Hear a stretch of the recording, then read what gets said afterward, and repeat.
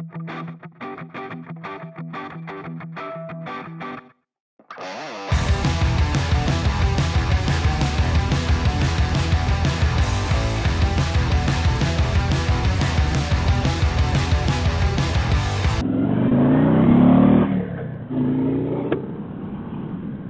up? J Street Moto here, and welcome back to the channel. Autumn is in full bloom here in North Carolina. The temperature dropped out past couple of days, so it's a little chilly this morning.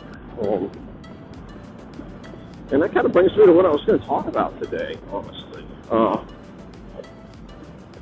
going to tell you, I guess it'd be a little story, would be the best way to put it.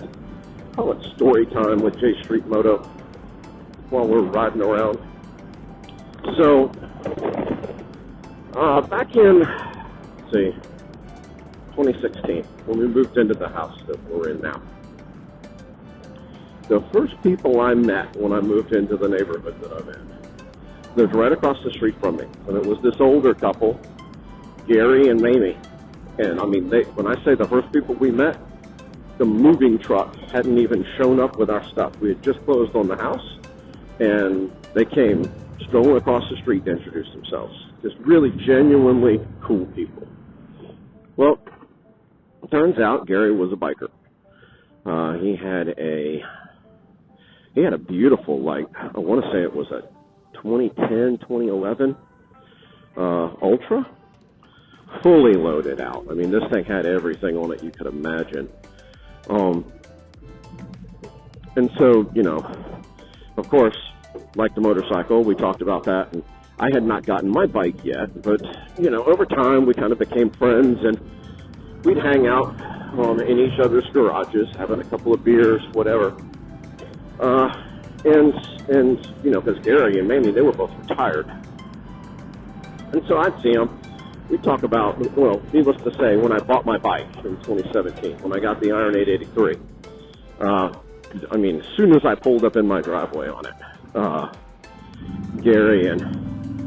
Gary was out there wanting to look at it, wanting to talk to me about it, etc. And by this point, he really hadn't been riding a whole lot. He'd ride occasionally, but he was starting to have some health issues, so he really wasn't able to ride like he wanted to, I guess would be the best way to put it. In any case, we continued to hang out and talk about motorcycling, talk about the kind of trips that I wanted to do, and, more importantly, talk about the fact that I needed a bigger bike than what I had. Now, why am I talking about this now? So, we all know that the motorcycle community is fairly tight-knit. We are, all of us are dealing with similar things when we go out riding. It's just that simple. We're all dealing with the idiots that are driving around us. We're all dealing with bad road conditions, bad weather, or whatever. We might not all ride the same kind of motorcycle or even same brand, but there's a bond that exists automatically just because, you're one of those people that's out there on two wheels. And I've always dug that about the community. Now, the Harley community is even more so than that. Because, if you have a Harley, you're in the club. Everybody that has a Harley is going to treat you like a brother or sister, depending on whether you're a girl or a bike. So yeah, it was just cool, to experience that. And I hadn't experienced it before, so for me it was a really cool experience. And Gary and Manny were two of those people that just kind of, they make you want to gravitate towards them and hang out with them. We all know these kinds of people, right? Well, I'm sitting around one day. I swear there's a point to this story, guys, just stick with me. Sitting around one day, and I get a text from Manny. She's like, hey, what are you doing? Why don't you come over? Because it was a colder day. I came over to see Gary and her, and when I got there, Gary tells me, he's like, look, I'm going to have to sell the bike. I can't ride anymore. At this point, I still had the Iron. I had not bought my Road King yet. or the Road King Special. I hadn't bought that one yet. I still had my Iron 883. And he's telling me, he's like, look, I've been having strokes, and I cannot ride anymore. I'm going to have to hang it up. And I was like, wow, dude, that really that sucks. I'm sorry to hear that. No motorcyclist wants to get to that point. We're all going to get to that point at some point in our riding careers, but none of us really look forward to it. So, in any case, the whole point of him calling me over there was because he's like, hey, so I've got a bunch of stuff upstairs in a closet that I bought, riding gear. Go up there and take a look and see if you want anything, because I'm going to sell it, basically. He's like, and I'll give you first dibs before I put it out to the open market to sell. So I was like, all right, well, that's cool. So, and at this point, I had some pretty good rain gear, so I didn't really need that. I've still got the same rain gear that I've been wearing for the past, 4 years, 5 years. Hasn't rained a whole lot on me. But in any case, I went upstairs and I found a pair of leather riding pants and this Harley leather jacket that I'm wearing right now.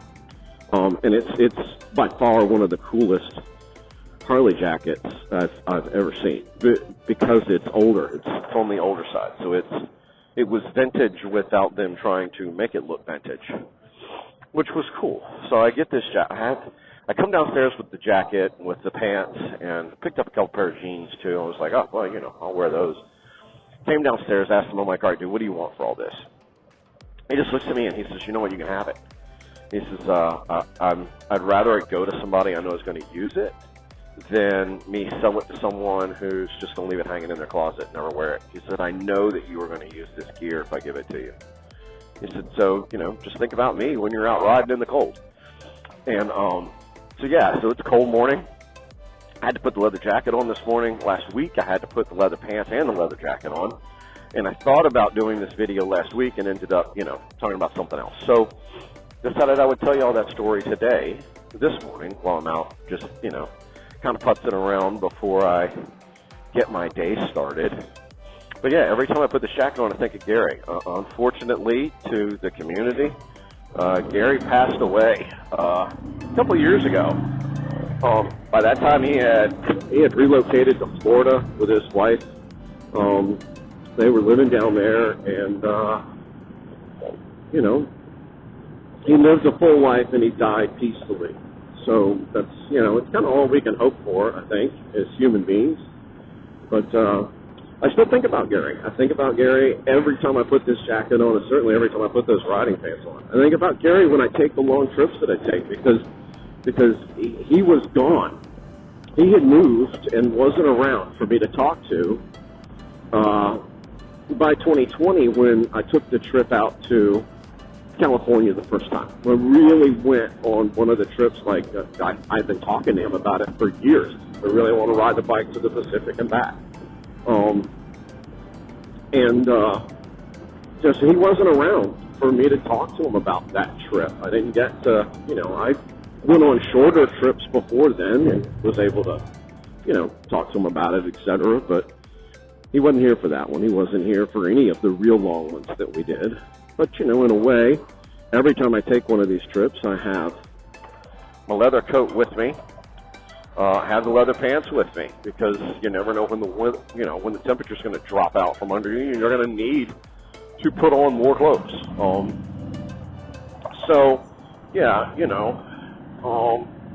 He's with me in a way every time that I'm on the bike. So just interesting that I was thinking about that this morning when I climbed on the bike and was like, you know what? Maybe people would be interested in hearing about Gary. What's up, dude? How are you? He's not going to way back. So later today, right now, what I'm doing is just kind of putzing around. Just riding around in a big circle. Fucking idiot. Fucking moron. I'll have to cut that out. Yeah, okay. you wave and it's all right that you damn near ran me off the road. So, in any case, yeah. So that's what I was thinking about this morning. Figured I'd tell you all about Gary. Maybe you enjoyed hearing about it, maybe you didn't.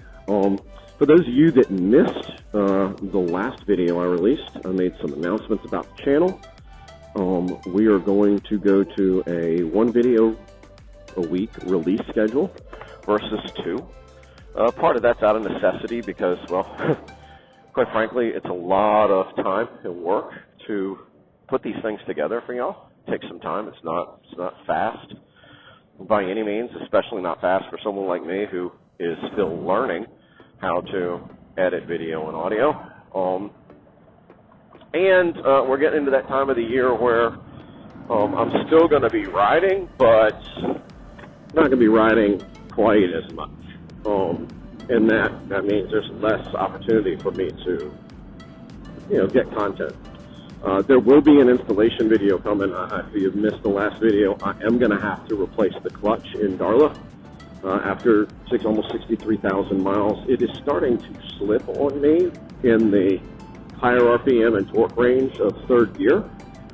So I'm going to swap out the clutch. I'm going to put a new clutch in it. I want to do some motor work anyway. That's a whole different discussion. I'm actually torn between 2 different ideas. One idea is to spend a boatload of money building out the motor a whole lot bigger, in which case I'd still need to put a new clutch in it, possibly even need to replace the transmission, because I don't know that I want to put a whole bunch of torque and horsepower on a transmission. It's got 63,000 miles on it, but don't know. The other idea I'm kicking around is, instead of having what I've got built up, ripping the entire motor out and doing a motor swap completely. I don't know which one of those is going to be more economical for me. The only thing I know is I don't really want a different bike. I really, really love this platform. And I don't really want to go buy a new one and have to start all over with it. You know what I mean? So if I can get another 80, 100, 120, 140,000 miles out of this bike, that would be freaking amazing. So yeah, that's what's going to be happening on the channel coming up. Most likely that clutch swap is going to happen during the cold months, because it's a lot more comfortable in my garage doing work when it's 40, 50 degrees outside instead of 95 to 100 with 98% humidity. So yeah, so I'm just out cruising around this morning, trying not to get hit by people that aren't paying any attention, and I'll be heading back home, where I will change helmets, because I don't really want to run around in the cold all day. Change helmets, drop the camera off, and going to meet Patrick, one of the Patricks this morning. I might bring the camera with me, because the Patrick I'm meeting today has I want to say it's a 2020, 2021. It's either 2020, 2021, or 2022 CVO. Road Glide CVO. And it is a beautiful bike. And I might bring the camera with me, and then I could go someplace kind of quiet, and he could do a walk around of his bike and tell you kind of, what he's done to it, what things he's done to it, that kind of thing.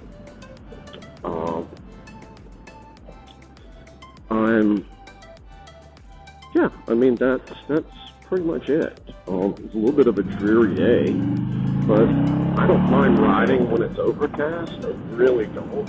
I kind of dig it. I prefer riding when it's cooler than when it's hot. Not that I mind riding when it's hot. It's a little more enjoyable when I'm not, feeling like I'm riding with a blow dryer blowing in my face. So, yeah, that'll be the plan for today. Just gonna tool around with him. Don't know where we'll end up going. Hopefully I'll get a second video recorded, and then got content for next week and the week after. Oh yeah, on that note, we're going to one release a week, and I think that release date's going to be Tuesday.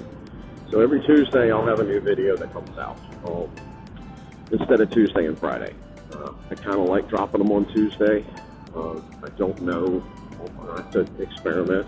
It might be that Fridays work out better. I don't know. I have to see. But yeah. So in any case, I hope you guys have a great rest. Hope you had a good weekend. Hope you're getting out there and riding. And always ride safe.